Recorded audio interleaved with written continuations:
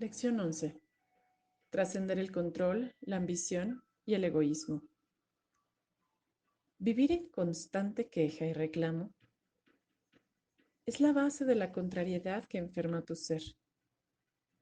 Ser una persona contreras te aleja del verdadero sentido existencial y te pone mal contigo y con todos. La compasión, la empatía, la salud y el amor no se pueden experimentar bajo la ira y el reclamo. Siente tu cuerpo cuando te opones o vas en contra. Verifica esta sensación de lucha y huida o superficialidad, que sería la compensación normal de esta postura en la vida. Hoy vamos a reconocer que ir en contra es una de las enfermedades más corrosivas del alma.